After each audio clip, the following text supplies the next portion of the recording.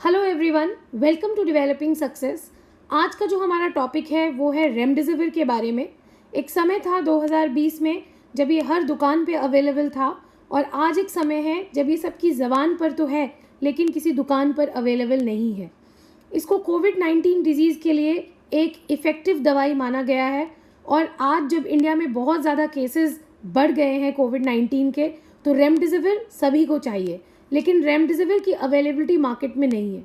इस वीडियो के थ्रू हम जानेंगे कि रेमडेसिविर क्या है, कब ओरिजिनेट हुआ, कोविड-19 में किस तरह ये मदद करता है, ये कौन सी कंपनीज इंडिया में इसको बना रही है, और ये अचानक से मार्केट से गायब क्यों हो गया है। सबसे पहले हम जानेंगे कि रेमडेसिविर एक एंटी वायरल ड्रग है। वायरस को ट्रीट करने के काम में आती है एंटी वायरल ड्रग। और दूसरा कि इसको इंजेक्शंस के थ्रू दिया जाता है जो कि डायरेक्ट वेन्स में जाए। इसके लिए कोई टैबलेट या कोई सिरप अवेलेबल नहीं है, ये डायरेक्ट इंजेक्शंस के थ्रू दिया जा रहा है। इसको जीलिड साइंसेस नाम की एक अमेरिकन कंपनी ने 2009 में बनाया था, और जब ये बनाया गया था तो ये हेपेटाइटिस सी नामक एक वायरस को ट्रीट करने के लिए बनाया गया था। हेपेटाइटिस सी जो वायरस है वो लिवर कैंसर का कारण है, और इससे बहुत बार लिवर सिरोसिस की भी बीमारी देखी गई है। इसके ट्रीटमेंट के लिए जिलिड साइंसेस कंपनी ने इस रेमडेसिविर को बनाया था, लेकिन जब इस पे क्लिनिकल ट्रायल्स हुए और इसका यूज़ हुआ तो ये सक्सेस नहीं निकला और इफ़ेक्टिव साबित नहीं हुआ। तो इसको बाद में और भी वायरसेस को ट्रीट करने के लिए यूज़ किया गया, जैसे कि Ebola virus, Marburg virus, MERS and SARS, लेकिन किसी में भी ये बहुत ज़्यादा इफ़ेक्टिव नहीं देखा गया।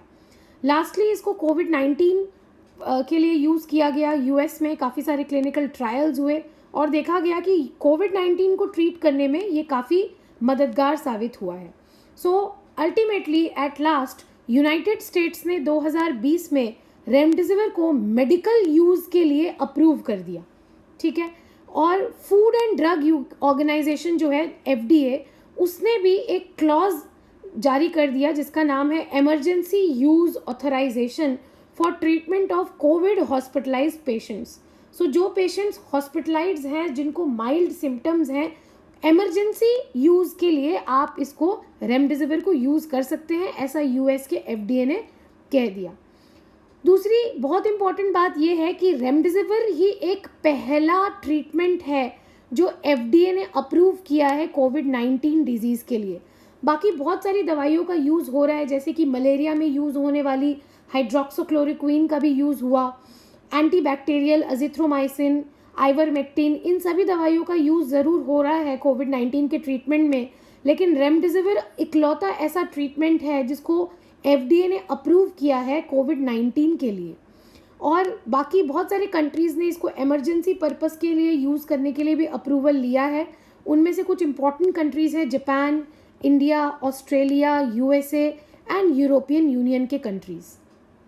आइए अब हम जानेंगे कि रेमडेसिविर किस तरह इस कोविड-19 वायरस को मारता है। सबसे पहले इस चार्ट को हम समझेंगे। देखिए, कोविड-19 का जो वायरस है, जो कोरोना वायरस है, उसमें ऐसे स्पाइक्स निकले हुए हैं, और ये एक स्पाइक का प्रोटीन इसको कहा जाता है। ये जो स्पाइक का प्रोटीन है ये मदद करता है कोरोना वायरस को हमारे शरीर में एंट्री रहने के लिए। हमारे शरीर में कुछ सेल्स हैं, और इन सेल्स में एक एंजाइम्स उन पे लिपटा हुआ है आसपास।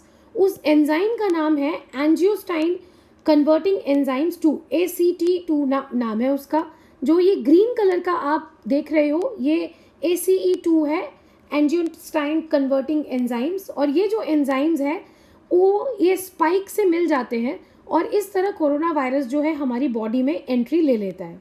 ये जो पर्टिकुलर एंजाइम है ये रेस्पिरेटरी ऑर्गन्स द्वारा बनाए जाते हैं, इसीलिए कोरोना वायरस सबसे पहले हमारे रेस्पिरेटरी सिस्टम को ही अफेक्ट करता है। अब कोरोना वायरस जैसे ही इस एंजाइम के साथ मिल जाता है तो वो अपना RNA रिलीज़ करता है और नए वायरसेस को जन्म देता है हमारी बॉडी में, ठीक है। रेप्लिकेटिंग मतलब रेप्लिका, कॉपी, ठीक है। तो हम नए वायरसेस को जन्म देता है, और जब ये नए वायरसेस को जन्म देता है तो एक एंजाइम प्रोड्यूस होता है उसी समय। तो उस एंजाइम का नाम है एडिनोसाइन ट्राइफॉस्फेट। इसको याद रखिएगा, इसका बाद में हम डिस्कशन करेंगे, एडिनोसाइन ट्राइफॉस्फेट। तो ये जो जिस सेल में कोरोना वायरस चला गया, जिस इन्फेक्टेड सेल में, वो ट्राई करते हैं कि और नए सेल्स हमारी बॉडी में पैदा हो जाएं और आसपास के नेबरिंग सेल्स, जो पड़ोसी सेल्स हैं, उनको अफेक्ट करते रहें और इस तरह वो हमारी बॉडी में फैलता रहता है। अब रेमडेसिविर का क्या काम है इस पूरे प्रोसेस में? जब आप रेमडेसिविर की शीशी देखते हो बॉटल में, तब वो इनएक्टिव रेमडेसिविर कहा जाता है। लेकिन जैसे ही रेमडेसिविर को आपने इंजेक्शंस के थ्रू बॉडी में ले लिया तो वो रेमडेसिविर एक्टिव स्टेज पे चला जाता है। सो रेमडेसिविर एक्टिव किस तरह होता है वो देखिए। इंजेक्शन गया बॉडी में, इंजेक्शन जाने के बाद जो होस्ट सेल है, मतलब जो ह्यूमन बॉडी अफेक्टेड है कोरोना वायरस से, उस पर इंजेक्शन गया और उसके सेल के साथ इस इंजेक्शन का कांटेक्ट हुआ। जैसे ही इस सेल का इंजेक्शंस के साथ कांटेक्ट हो जाता है, रेमडेसिविर के साथ कांटेक्ट हो जाता है, तो जो रेमडेसिविर है वो अब रेमडेसिविर ट्राइफॉस्फेट में बदल जाता है।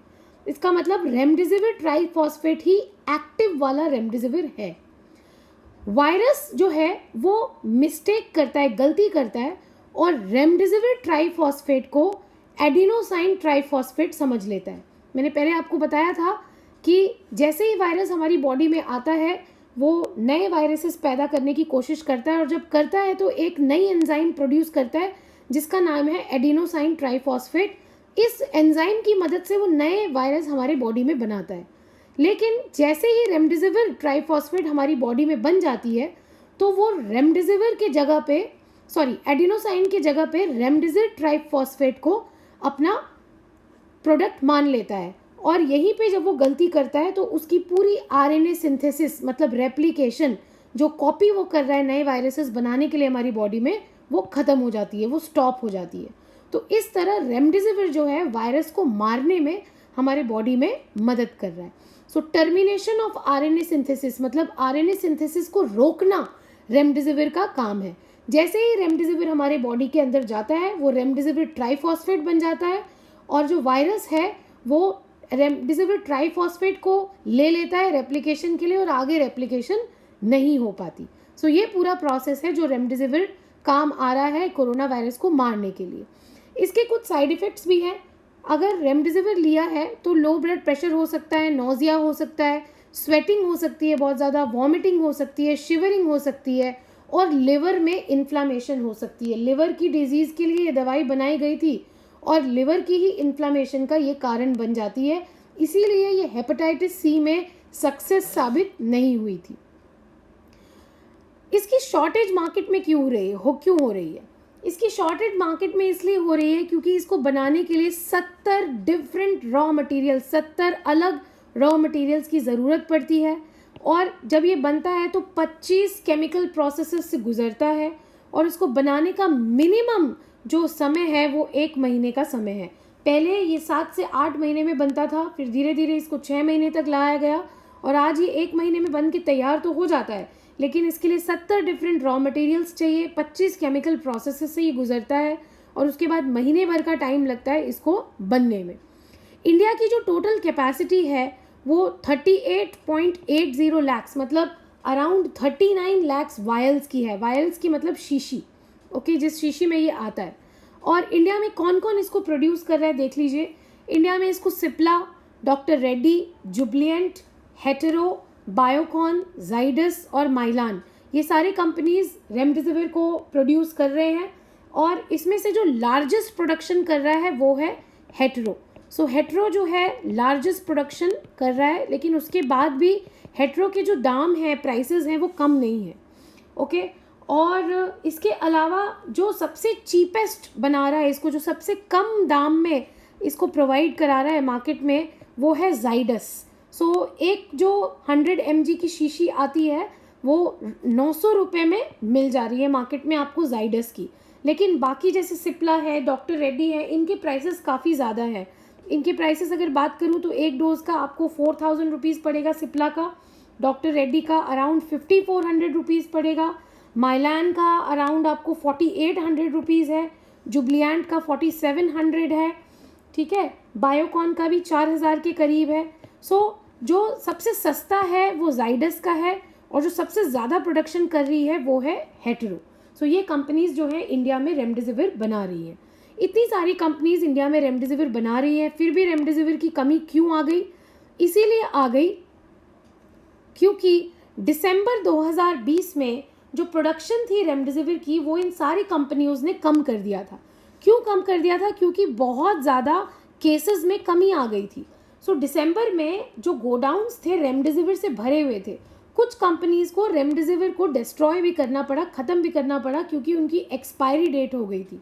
जब रेमडेसिविर को प्रोड्यूस किया जा रहा था अक्टूबर नवंबर में, तब ये सोच के प्रोड्यूस किया जा रहा था कि आगे आने वाले दिनों में कोरोना वायरस के केसेस बढ़ेंगे, और जब बढ़ेंगे तो रेमडेसिविर काफ़ी बिकेगा और काम आएगा।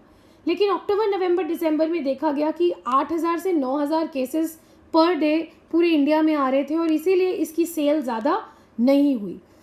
तो इसका जो प्रोडक्शन है वो काफ़ी कम कर दिया गया। लेकिन अचानक से जब मार्च अप्रैल के महीने में केसेस बढ़ने लगे तो रेमडेसिविर के एक्सपोर्ट्स पे बैन लगा दिया गया। मतलब आप बाहर रेमडेसिविर को अब नहीं बेच पाएंगे इंडिया से। इंडिया में जो रेमडेसिविर बनाए जाएंगे वो अभी बाहर नहीं बेचे जाएंगे या बाहर नहीं दिए जाएंगे। एक्सपोर्ट्स पे बैन लगा दिया गया, और अचानक से इसकी प्रोडक्शन को अब बढ़ाने के लिए बोला गया है। लेकिन जैसा कि मैंने आपको बताया कि इसके रॉ मटेरियल्स को प्रोक्योर करना एक चैलेंज है। 25 केमिकल प्रोसेस से ये गुजरता है, और 1 महीने का समय कम से कम लगता है इसको बनने के लिए। तो रेमडेसिविर इतनी जल्दी मार्केट में वापस आने वाला नहीं है। सो आप सभी अपना ध्यान रखें और कोरोना वायरस के प्रोटोकॉल्स को फॉलो करें, और जल्द से जल्द जब रेमडेसिविर हमारे मार्केट में आ जाएगा तो बहुत सारी ट्रीटमेंट इससे हो पाएगी। सो ये था हमारा पूरा lecture in regard to remdesivir. इसमें आपको कोई भी प्रॉब्लम है तो आप मुझे कमेंट सेक्शन में पूछ सकते हैं। Thank you so much and take care.